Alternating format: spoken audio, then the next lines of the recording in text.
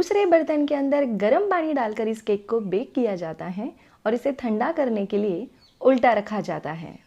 और यकीन माने ये केक इतना ज़्यादा स्पॉन्जी, इतना लाइट बनता है, मुंह में जाते ही घुल जाएगा। एक पीस खा के आपका मन बिल्कुल नहीं भरेगा।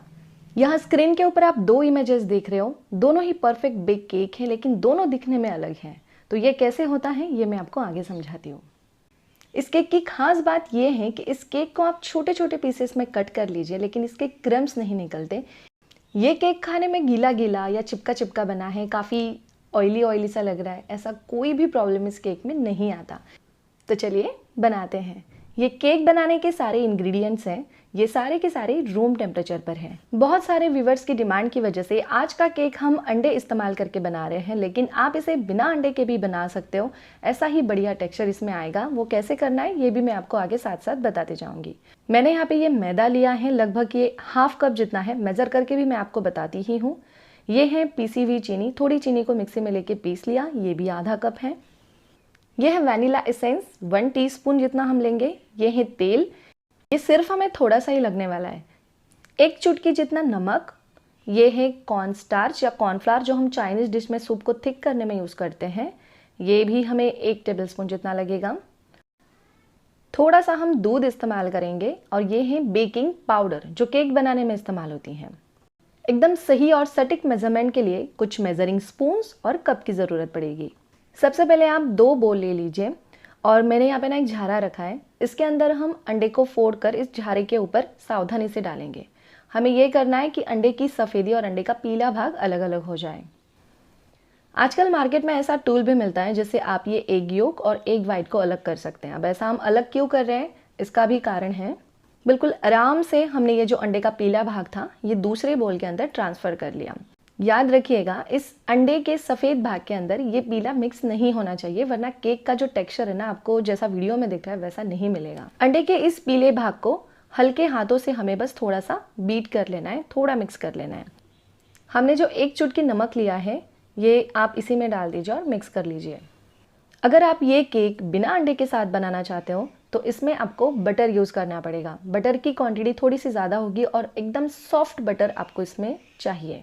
अब मैं इसके अंदर डाल रही हूँ 1½ टेबलस्पून जितना कुकिंग ऑयल। ऑयल आप कोई फ्लेवर का नहीं लेंगे, मतलब जैसे तिल का तेल या सरसों का तेल, ऐसे तेल मत लीजिएगा। तेल को भी इसके अंदर हम बढ़िया से मिक्स कर लेंगे। इस केक के अंदर तेल की क्वांटिटी काफ़ी कम होती है, इसलिए ये तेल कभी चिपका चिपका या काफ़ी ऑयल ऑयल सा आ जाता है ना केक के ऊपर, वैसी प्रॉब्लम इस केक में नहीं आती है।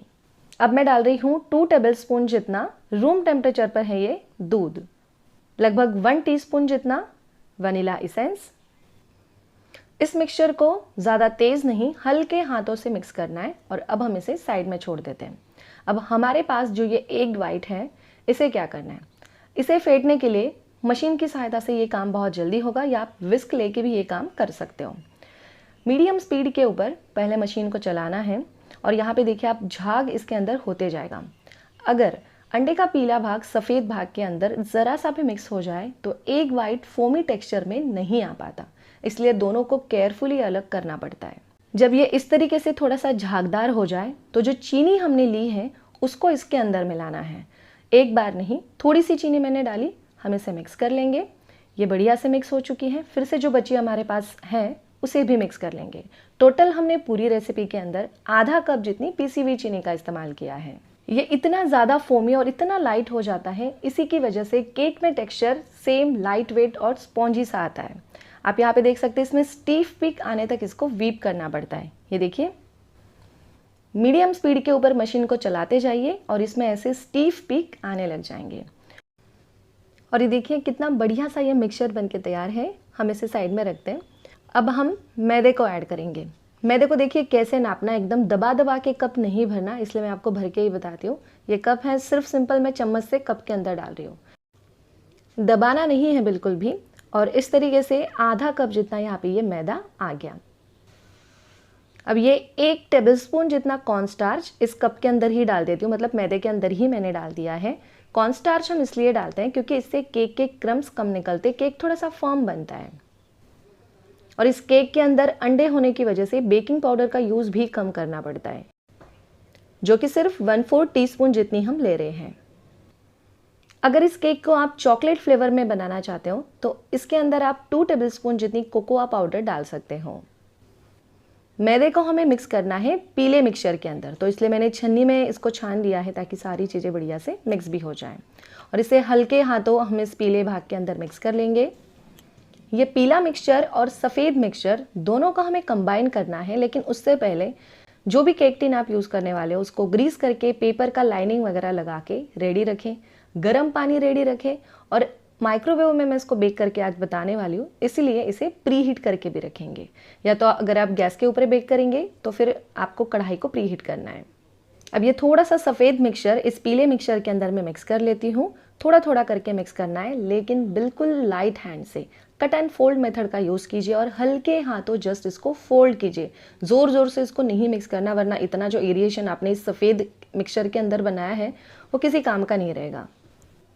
और ये देखिए सारा मिक्सचर यहाँ पे मिक्स हो चुका है। कितना ज़्यादा सिल्की स्मूथ ये दिख रहा है। इसकी कंसिस्टेंसी भी बिल्कुल परफेक्ट है, एकदम ribbon consistency, smooth batter.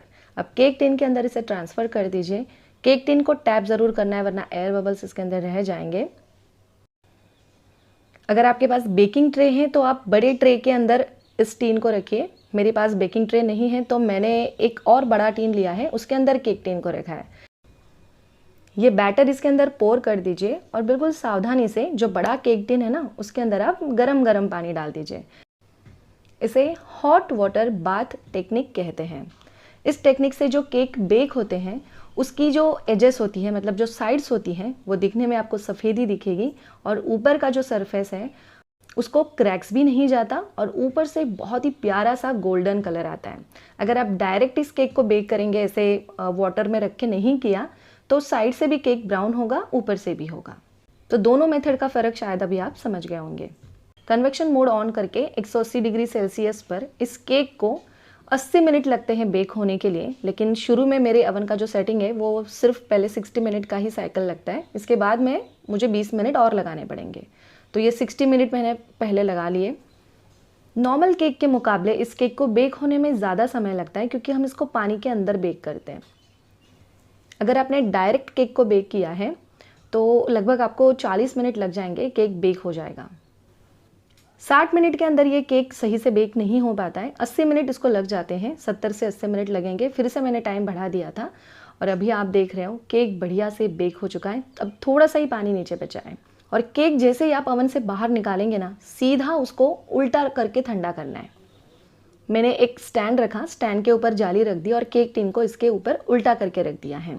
Cake को इस तरीके से इसलिए ठंडा किया जाता है, स्पेशली इस केक को, क्योंकि ये श्रिंक ना हो जाए, जैसा हमने बेक किया है वैसा ही हमको मिले।